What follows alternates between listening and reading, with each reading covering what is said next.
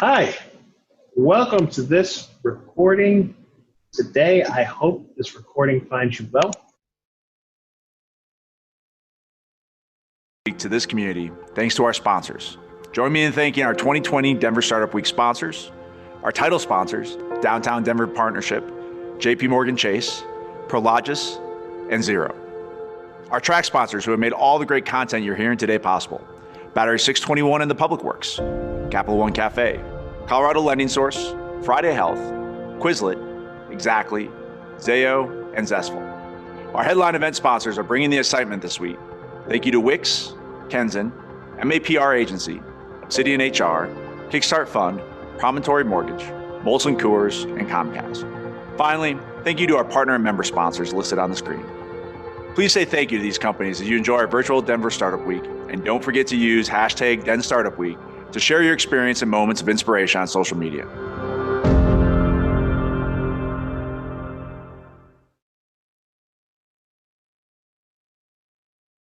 Hey everybody, it's Ben Higgins here. I am a proud Denver resident. I have been for the last 8 years, and I love Denver. I've called it home for the last 8 years because I love the people, I love the creativity, I love the activity, and I love where the city is going. But I also get the privilege of welcoming all of you to Denver Startup Week's Product Track session, brought to you by the one and only Capital One. As a small business owner myself, I have a few restaurants and a few businesses there in Denver, actually. I'm proud to partner with Capital One to celebrate all things entrepreneurship, especially during these unprecedented times. So, for all of you out there, enjoy this session, and I look forward to connecting with all of you very soon.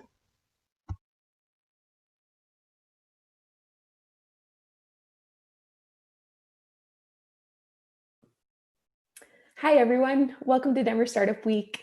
We are so glad you're here today. My name is Kylie, and I'm the Product Track co-chair and a member of the Denver Startup Week Organizing Committee. Thank you so much for joining us for our first ever virtual Denver Startup Week. At Denver Startup Week, we strive to make sure all of our sessions are a space where attendees can connect, learn, and grow. Before we kick off, like our video said, I just want to take a moment to thank our sponsors, especially our Product Track sponsor, Capital One. We really appreciate all they do to support us in helping to keep Denver Startup Week free and accessible for all. We are just thrilled that you have joined us for our session on Wargames and product strategy today. We're so glad that you're here, and I know that our speaker, Adam Thomas, has a lot of wisdom to share with us today. So as we go throughout the presentation, be sure to add your questions into the chat. Adam is here live, and after we watch a video presentation directly from him, we're going to have an opportunity to go into live Q&A. So be sure to use the chat function to add your questions. Here we go.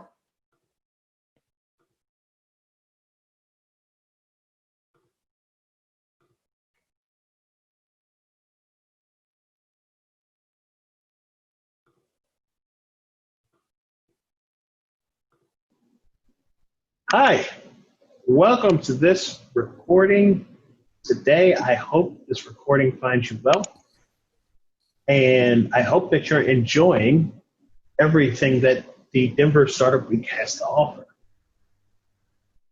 I think one of the things I want to start off with that's very important to both Denver Startup Week and myself is that we are very, very, very into diversity, equity, inclusion, and accessibility.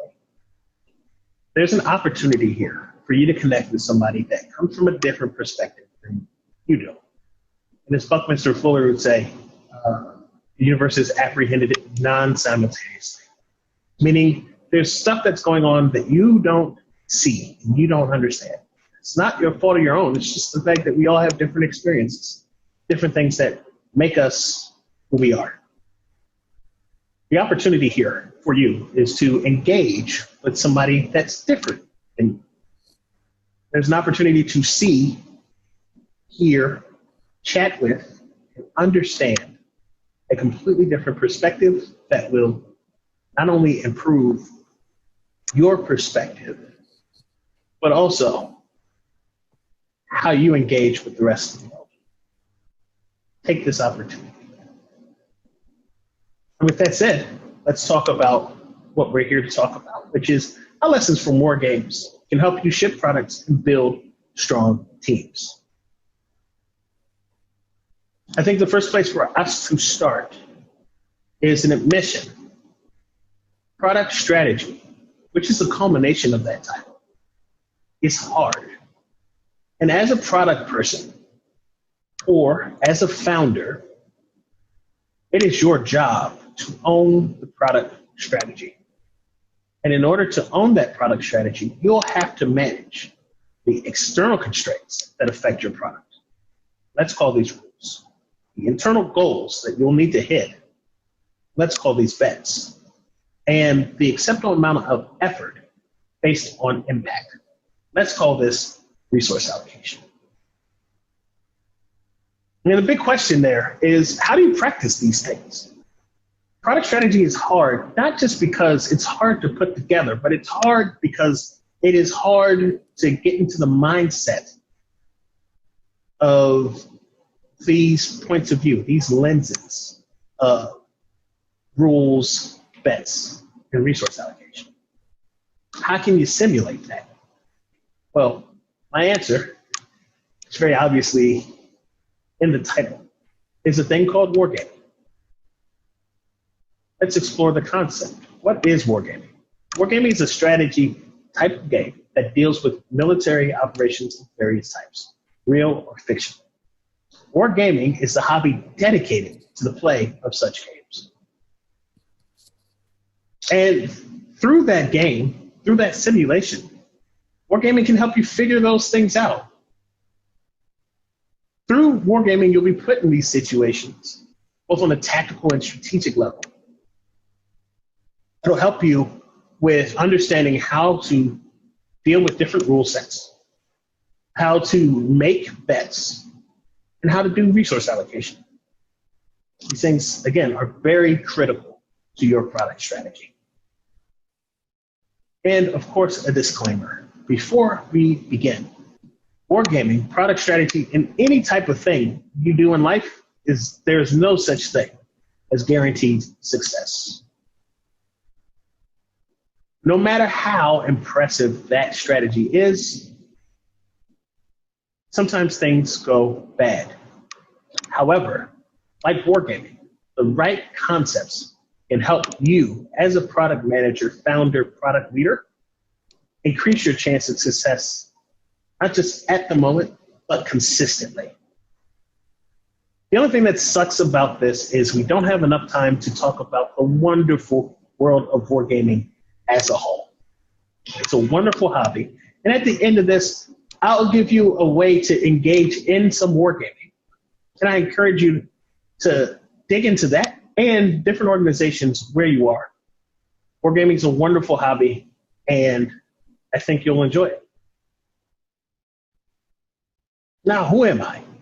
My name's Adam. Hi. I am the principal at an organization called Approaching One. And what we do at Approaching One is we help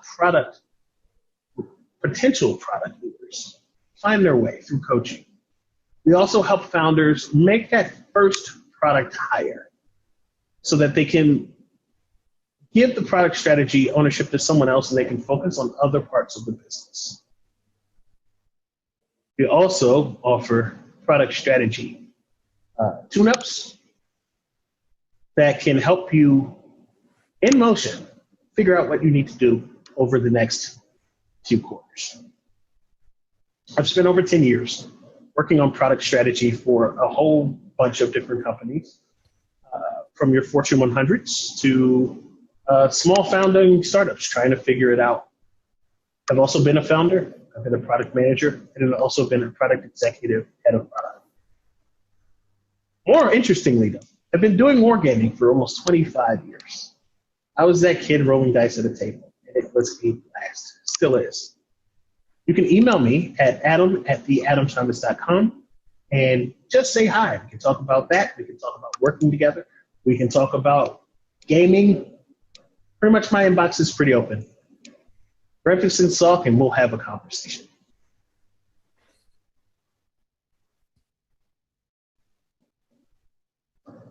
Been a little extra there. That's fine. Anywho, let's talk about rules, right? What are rules? When you play a game, rules are these external forces that give order to the game that you're playing. Now, when it comes to wargaming, as you can see on this image here, there are different things that affect the rules. Right? There are turn sequences. There's a way to give orders. There are different modifiers for different things. These are all things out of your control and create a sense of world formation where we understand these are the constraints in which we're playing based on how the rule set has figured this out to make it fair. There's also usually a game master who may change the rules here or there or add different wrinkles in order to make the game more realistic or more fun, depending on how that person feels. Very similar to product strategy, right? With product strategy, there are external constraints that set up the context of your world. These are rules that are both implicit and explicit. For the implicit rules, these are things that are like the game master. They are there, they change. You're not going to really understand those implicit rules until you work with that game master for a while. In our context, you won't understand those implicit rules until you engage with the market, the customer, or the other competitors in your business. On the other side, there are the explicit rules. These are rules that you can find pretty much anywhere and everywhere. These are common sense rules that are in the world that you're trying to dig into. You just have to do the research. It's important to note that breaking rules have consequences, even if they are implicit. That is why it's imperative and part of your job as a product person, whether you're a founder, manager, or leader, to understand what are the implicit rules that are in effect, or the explicit rules, and label them very clearly. Let them have a space in your strategy. Now, with that said, even though they have space in your strategy, they do not dictate your strategy. The rules are there to give tent poles and to create the boundaries, the constraints on which your strategy operates. Now, they are not your strategy and they are not the thing. We have to understand that the map is not the territory.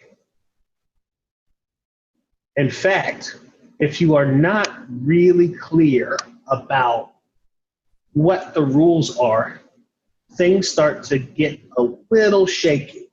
You start to worry about the thing that's happening instead of the objective that you're trying to reach. You're worried about the morale roll, or you're worried about the conversation with an auditor, or you're worried about market forces. And these are rules. They happen. They are outside of your control. The best thing you can do is understand those rules and then build them into your strategy so you're not making the mistake of worrying about something so small. Understanding those rules allow you to bake those types of losses into your strategy implementation. There's an expected failure rate with everything. Nothing has 100% success. So understanding that and baking that within your strategy is critical when it comes to having a strategy that is implemented well. Some things to remember. Understand rules are both implicit and explicit, and you'll need to understand them both implicitly and explicitly.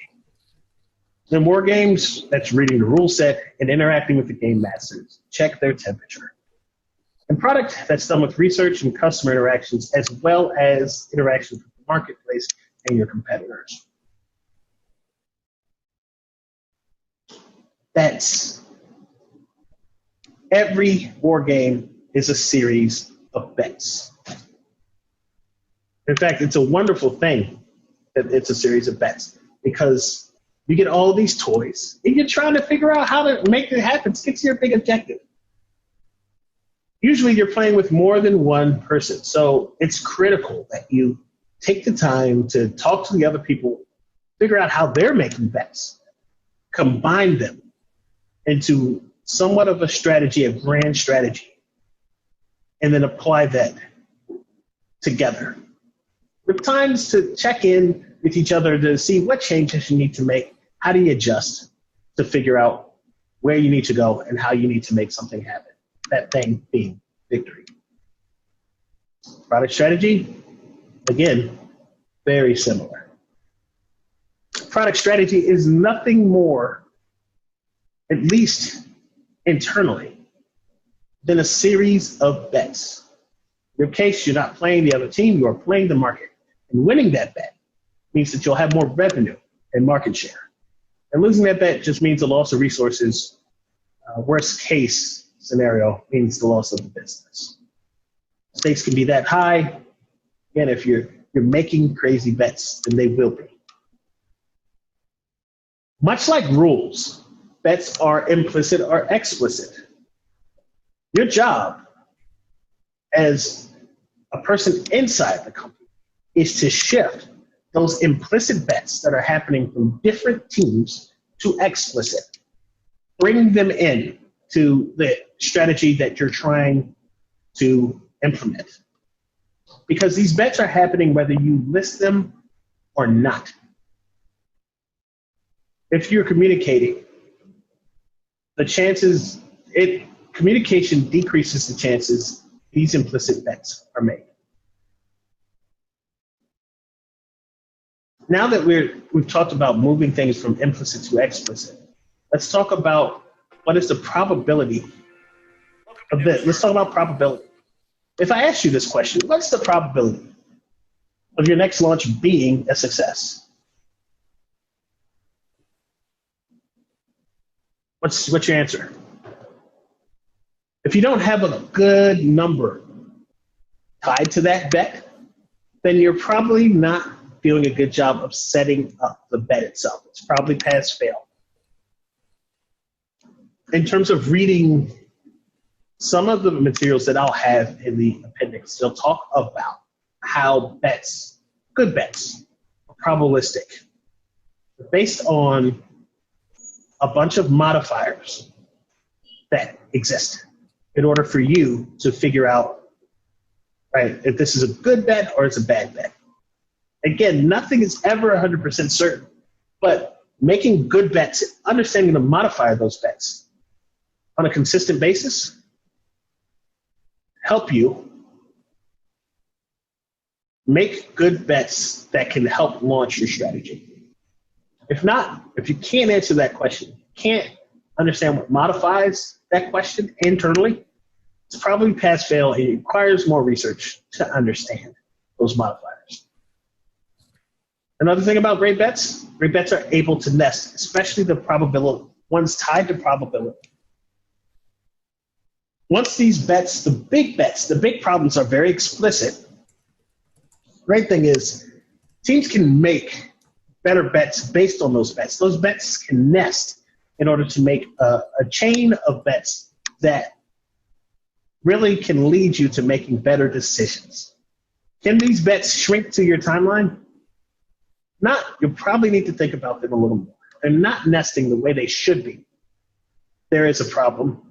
You probably need to think about these bets a little more. You need to talk to the people inside of your teams to get more data.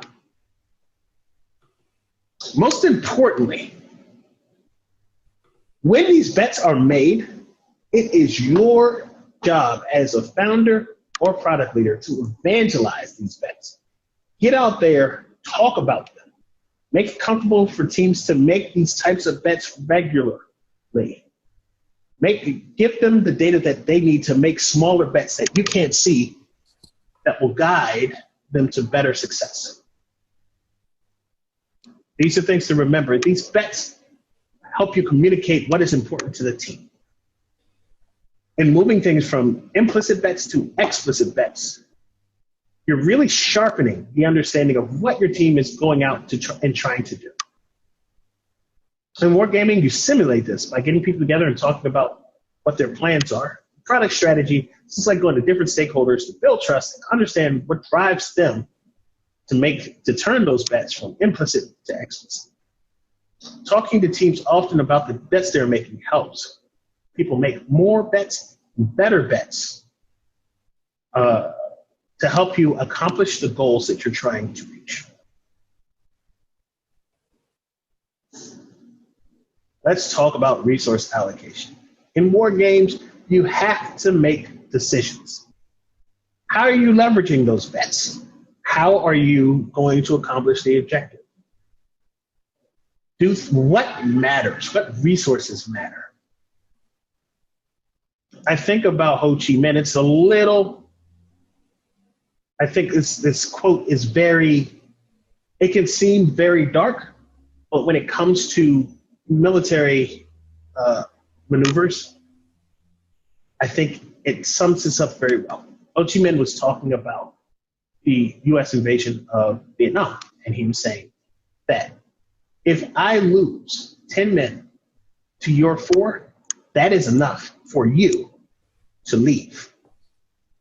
Ho Chi Minh is one of the greatest generals of the modern era, and I think that's pretty clear statement considering he beat the French and he beat the Americans at their own game. He understood that what you're trying to do, the big goal, right, is based on the resources that you can leverage and then leveraging them effectively. The same thing is happening in this picture. I happen to be the person on the side of the river closest to you. My job was to be a distraction for his main force, the person I was playing.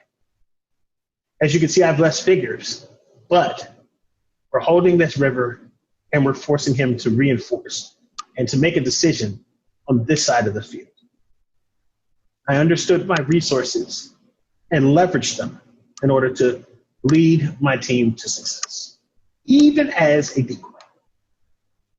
And granted, the stakes aren't as high as Ho Chi Minh in Vietnam, or not as low as me rolling dice on the table to see if the French were going to win this battle. But your product strategy is in that same space. So let's talk about resource allocation. One thing we have to admit, especially in the context of Denver Startup Week, right, as startups, as people really trying to get things off the ground, our resources are very limited. The allocation of resources, understanding your resource allocation, is important to set priorities. Is this the right amount of effort you're applying to this task? One of the ways I help, a very quick and dirty way to help yourself understand if this is the right bucket to help you understand how much effort you should put. I love to use a simple method, right? I try to understand if the change is cultural, right, which is a large effort over a year, big problems. Is it strategic? Means it's a medium effort, quarterly effort, medium problems. Or is it tactical? Smaller effort, weekly effort, smaller problems. This helps me determine what bucket, how much resources am I putting? How much resources do I have? How do I understand victory or failure? The other thing that these buckets allow, and understanding resource management do for you, is they allow you optionality. If for no other reason, we know that being in a startup is full, just chock full of surprises, especially early on. You're going to be doing a lot of experiments, and they should be failing. You're trying to find your way through the marketplace. When you have the right resources engaged with these bets around the rules that you're making. It allows you to be able to pivot successfully when these things happen. As Dwight D. Eisenhower would say, no plan survives first contact with the enemy. You're not going to make it with the original strategy that you have. But if you allocate good resources, you'll figure it out. You'll have the space to fail a little bit, move a little bit, try to understand what's going on and hit it the next day. Especially if these resources nest, right? If you have a cultural type of shift that you're trying to make, huge shift, that has some strategic shifts that then have tactical shifts. Now you're free to adjust from this big bucket to the medium bucket to the small bucket in order to make decisions that'll help you pivot. Something to quickly remember, with resource allocation set up with buckets, you can now frame your decisions and you're able to pivot. In wargaming, the question is, where can I reinforce my attack? Or in Ho Chi Minh's case, where can I swarm the enemy, using guerrilla tactics? In your case, right, with product strategy, the question may be like, what workshop can I do to improve alignment? Or, right, what do we need to have is there an all hands here that can help us get on the same page, right? On all hands being more of a cultural thing, because it's going to take up so many hours. There's a workshop being something smaller, or one-on-one conversation being even smaller. Thing to remember is the one resource that we are all limited is time. Make it real and make it effective. Product is a constantly shifting environment. We're constantly, with our product strategy, trying to get to a place of victory, and the floor is constantly moving. As I mentioned before, there are rules that are explicit, there are implicit rules, and they change. There are bets that have to be made. You may fail that bet. You need to move you need to move left or right. You need to pivot. You have resources, they start to run out. Maybe something was a bad idea. You need to be able to shift over to another, shift things from another bucket, or give things more resources, or starve it. But things are constantly changing. Great thing about wargaming is you can practice all these things, again, without worrying if things will be wrong, or you can even do it with other people. So you can make your mistakes. You can be the worst wargamer in the world, but the best strategist, because as you're making these things, you've gotten the mistakes out of the way, and you're starting to understand how to make this stuff count. Because ultimately what we're trying to do here, we're trying to make good strategy. Good strategy gives us a path to consistency in our decision making that ultimately will help us have better outcomes.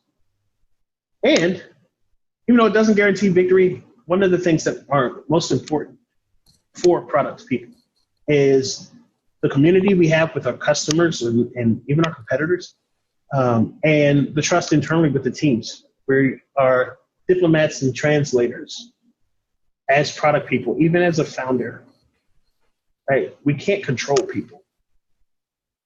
Building that trust helps everyone get to better outcomes, because they know that you have their best interests. Play games, get better at this stuff long term. As I said, you can be the worst war gamer in the world, but you'll be able to practice all these things on a consistent basis so that you can get better and make better decisions when making your product strategy. And we're at the end here. If you want to play, there's this great game called AAA. It's free. You can go to AAAgame.org, or you can just pound it in Google, AAA. If you take away the cars, it's the thing. It's not the car one, obviously. It's free. And if you message me via email, we can play a game. I love playing Axis and Allies. It's my fun game. It's the way I get myself out of my head, and I'd be happy to have you join me. And I hope we had a good time. Once again, I'm the principal at Approaching One. And if you'd like to talk about this, if you'd like to talk about coaching, if you'd like to talk about product strategy, if you'd like to figure out where to start with your company, I'm here to help. You can email me at adam@theadamthomas.com. Say hi. Another thing is you can visit me at theadamthomas.com.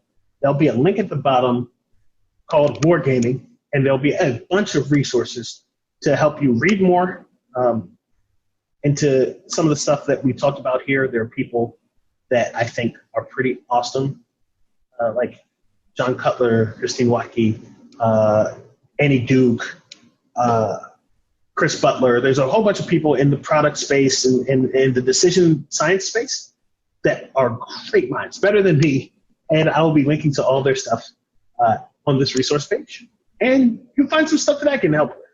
I also have a great tool called the Initiative Document that is more of a tactical level tool that can help teams tie their strategies down to the tactics that will allow teams to operate independently while still meeting your goals and expectations.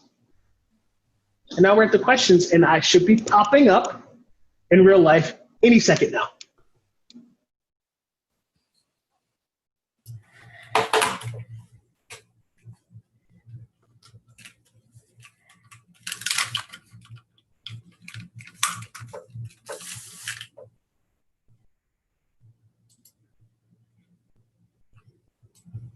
Hi.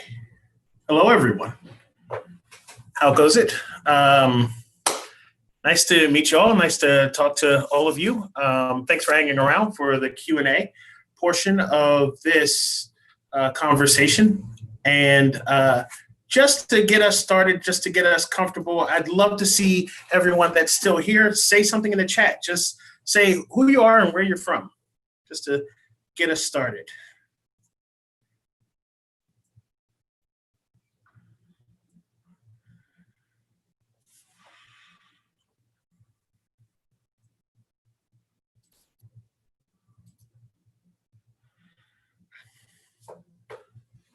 All right. Thank you. Thank you, Diego. Appreciate that. Yeah, Matthew. Love it, love it, love it. It's a fantastic game.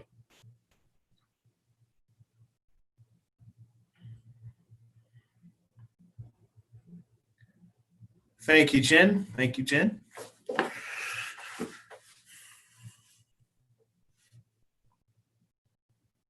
All right. A lot of love from Denver. That's awesome, awesome, awesome.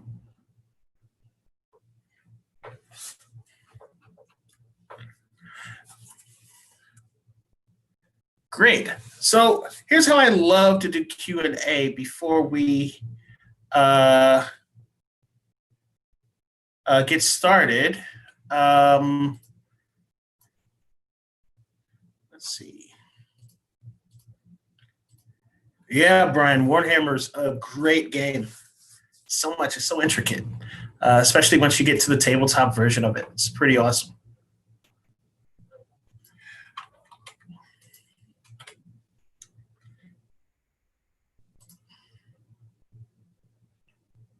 Yeah, Daniel, the correct link is AAAgame.org. That is correct. That's where you find it. Oh, yeah, those are fun too, Over the Wire and Code Wars. Great, great, great. All right, so I'd love to do a couple things, right? We have 20 minutes together. I love workshopping, and believe it or not, this is the first time I've given this talk. And yeah, so I'm very interested in a kind of a working session on how to make this better while answering your questions. So before we jump into Matt, I see your question, and I will get to that. That's an excellent question. I would love for you guys to, as we're chatting here, as you mull over the talk, I have what they call the dot voter board, which is basically a privatized board that allows you to share Post-it notes. And on this board, I would love for you to use it And before we leave here, I would love for you to answer the question that's on the board, which is one thing. What do you think? What's one thing that would make this talk better? And then also, I'd love to send a dot voter board out for your just your general critique of the talk. What's something that you can? What's a question that you have based on this, or a comment from the talk? So if you're not comfortable with asking the question live and having this conversation here in the next 20 minutes, feel free to leverage this, or as we're talking, to ask these questions here so that I can use it to level up this talk in the future.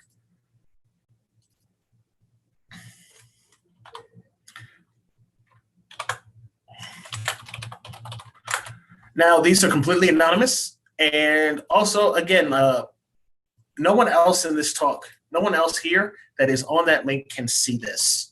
So feel free to write into your heart's content and let me know kind of where you feel on the talk itself before we jump into some of these questions as they're lining up. Also, feel free to start lining up these questions with the Q&A function here, and we'll start working them down in just a minute after I pass you guys this link.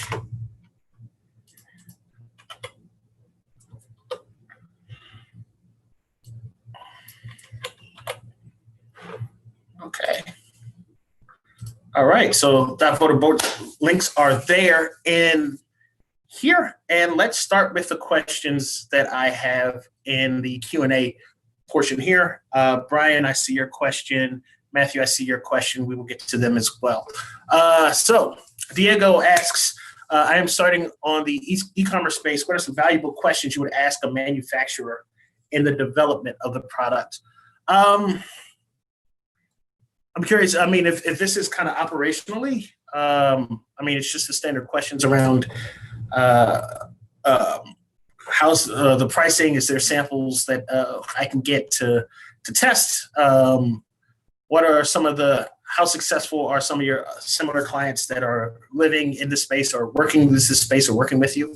Can I talk to other customers in your that have used you as a manufacturer in order to see if they would reference you or speak for you? Yeah, so I think if that's kind of what I'm not quite sure what the context is. Those are some general valuable questions I would start asking someone in the e-commerce space, especially kind of working on the other side of it, the services side.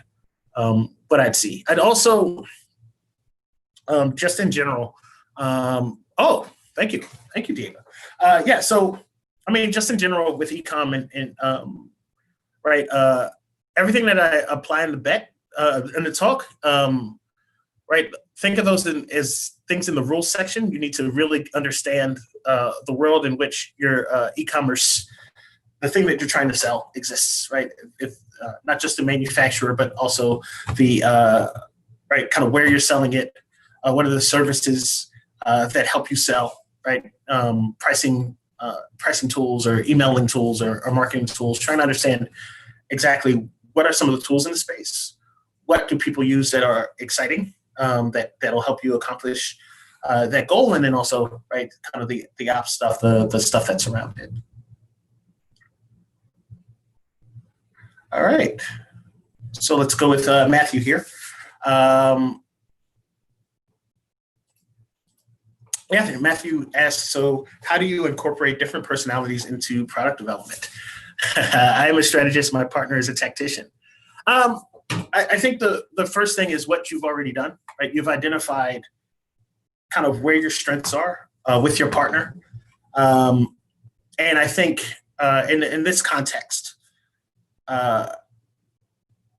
tacticians would be really good at resource allocation, right? They've seen the war itself, they kind of the war, right, that we're talking about. They've done the work around it. They understand how to move things from 0 to 1, and like they should be probably good around that resource allocation piece. As a strategist, you're probably stronger around the bets portion of the work, right? You probably can see a little bit long term, more forests than trees, and making bets, particularly small bets that align with that nature of yours, is extremely important in terms of how to make a partnership like that work. And of course, both of you need to know the rules of the game, because everyone needs to know the rules of the game in order to help sharpen the lens in which you work in. Matt, I hope that was helpful. If you have any follow-up, please utilize the chat here, and I'll ask the follow-up. I'll answer your follow-up. Brian writes, I'm sorry if this is a really basic question. First, there are no such things. I really appreciate any question, right? Right, that's a good sign for me. But to make sure I understand bets, do you consider your product objectives part of your bets? Yes, they should cascade from those objectives that you have right now, right? And inside of those bets, right, if you're looking at like an OKR structure, right, those bets should tie back to your product strategy, right, and the bets that you're making inside of that product strategy, so that they align with your overall mission and vision as you move forward. I think a lot of companies don't do the work to tie those things together.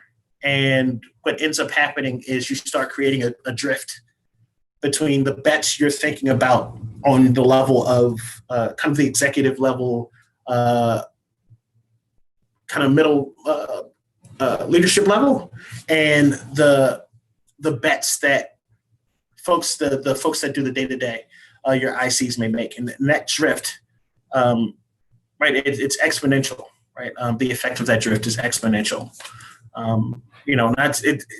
It won't affect you in the short term, but if that drift exists long enough, right, as your company scales, then you're looking at a big problem, right? And that's when consultants and people, like an old version of myself, have to come in and try to fix what's happening to get your product development aligned. Brian, let me know if that was helpful. And yeah, let's see. So Daniel here writes, any advice on how to determine what your nature is as far as tactician goes? Honestly, right, I always look at the work as an opportunity to observe how I am and how I engage and what I like and what I dislike. I think the best thing for anyone to do is to, start paying attention to yourself, a little self-awareness on what do you like? What do you find yourself naturally good at? What do people in your life tell you you're actually good at, right? And there are opportunities to ask mentors or people you've worked with before, questions around like, am I a tactician? Am I a strategist? In a different way, right? Simply asking, what am I good at? Is an answer, right? It's a view, at least through the folks outside and around you. What's good, right? Or what's good with you, and how good you can be in any of these perspective roles. So, go with the work, and also go talk to the people around you. They'll give you some places to start in terms of how you think about yourself and how you position yourself with partners or teams. Daniel, let me know if that answered your question. And great. Thank you, Brian. The drift. I think that's one of the major things I've seen, when consulting around this stuff. It's just drift, right? Drift is the silent killer of a lot of products and product teams, especially if they have a leadership team that isn't quite sure how to connect those dots on a day-to-day basis. And then, all sorts of funniness. I'm sure all of us here have worked in a place where there's a lot of drift. We may not speak on it, right? We may not talk about it amongst kind of the leadership and in an all hands, but you can like intuitively feel it, right? That disconnect between leadership and the folks that are doing the day to day. Like you can it's tension in the air to me. At this point in my career, like if I walk in a place, like within a day or two, I could feel like you could cut it with a knife, right? The tension between these teams, between kind of the folks on the ground and leadership.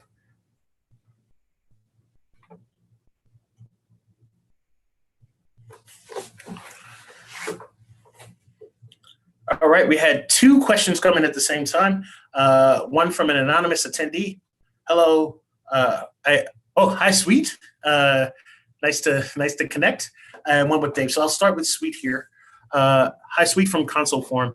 I'm currently doing MVP sales right now on a physical product in the console game industry. Fun, but can't grow with the MVP model without funding. With very limited resources, what is one thing you would have a person like me focus on? Sorry if this isn't what you're focused on. Well, I'd like to challenge you with against the MVP sales, saying that you can't go with MVP right now, right? All MVP means is a minimum viable product, right? And that can be something that isn't quite physical, right? I was talking with a mentor once about that famous, like, what's the MVP of a car? And right, like it's not a car itself, right? It can be just wheels and like a steering wheel and 4 tires, right? Like you don't have to worry about anything else, which is infinitely way cheaper to do than a full-blown car. So I think with very limited resources, I would investigate customers, right? Like, what's the smallest thing you can do to make a customer want to buy something from you, right? It can be a text game, right? Or it can be an online product, right? It can be, I mean, like, yeah, you could use Unity to put together something that is just a smaller version, right? That's way cheaper to produce, that is around your concept. And then, right, use that to talk to the folks in that industry, right? In this case, maybe Sony, Nintendo, whatever, right? You have something to show them that might allow them to partner with you or help you find that next step. Or, other game makers, right? Like if you show something and you can show that you have some customers that are interested, there's an opportunity there to go talk to the folks that are either funding or maybe they'll loan you resources, or maybe you could do something for them to help you move forward. So yeah, taking a look, again, shrinking down, what that MVP is, right? You just want to connect. In that case, it's like, in that case, it would be kind of characters or story or concept, right? Bring that down to where you don't have to deal with a physical piece of product and try to make it as small as you can. And then figure out, what makes people into the thing that you're trying to build. And then use that to leverage partnerships to move forward. Sweet, please let me know if that answered your question. And I will go to Dave's question here. And he says, do you have any examples around asking the probability of a successful launch in the B2B SaaS space? Yeah, so, I mean, it depends if who are you asking, right? If you're asking your product development team, or if you're asking your sales team, or, if you have a place where all these things are connected, right, even better. I think it goes to, you start asking questions around, customer engagement, the politics of the of the businesses internally, right? I think one of the things that B2B what makes B2B so different from B2C is the fact that you need to create or craft a landing spot for your product. So, I mean, asking her about, how the relationships are internally. What's your appetite for failure, at least with your internal allies? How's your relationship with the procurement team? How's the sales cycle going? Right? Have you given them little things to chew on throughout the sales cycle that give them an idea of how your product works? Right? How's the proof of concept going? Right? Have we done a proof of concept? Maybe looking at proof of concepts with similar companies, right? How did that go, right? Success, fail. Let's take a look at how our companies have worked in that space. And questions are like kind of down that line will start to create, give you some idea, some confidence in how that launch will go as a person trying to launch something. So yeah, that's where I would take that to get an understanding of the probabilities of a successful launch. Dave, let me know if that was helpful. Oh yeah, Daniel, I don't play Dark Souls because it just destroys me. I don't know where my skill in video games went, but good Lord, Dark Souls is it is something else. Yeah, Brian. Drift is such a silent killer. Medium to large companies, it is hard, especially as your company scales, right? That the drift, like it's easier to fall into that trap because these companies, as they are, become very different with the size of the company and the dynamics of that company change.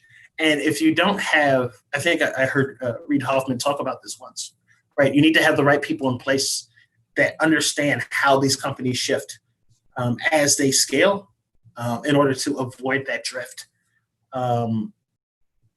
Because legendary book, what got you here won't get you there, pretty much.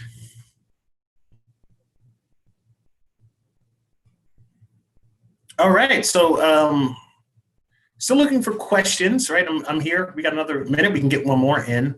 Also, if you haven't yet, please hop on those 2 voter links and give me some feedback. Again, this is the first time giving this talk. I really want to make it better so that the next time you see it, you get a little bit more out of it, right? It gets better. So I'll wait a few minutes here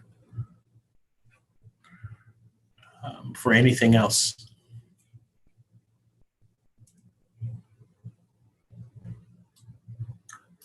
Oh, the links again. All right, Daniel, I will send those links right here. Let's see, there's one here. And there's one here.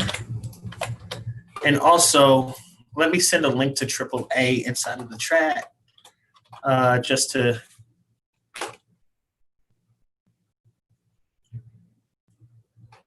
so that we can all be on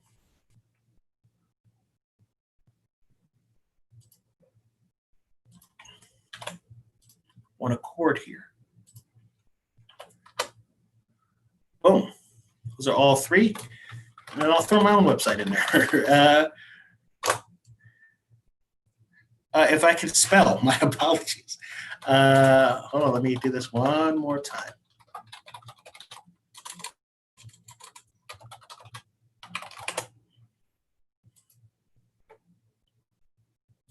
All right. And of course, my email is here.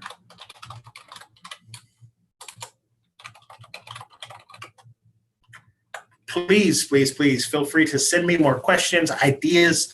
I look at everyone here as a partner because, again, this is the first time I'm giving this talk.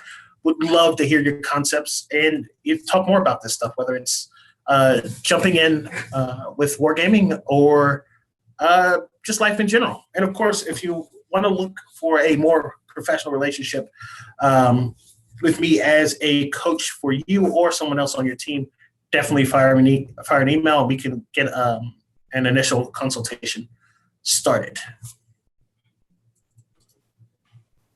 Awesome. Adam, thank you so much for your time. This was great.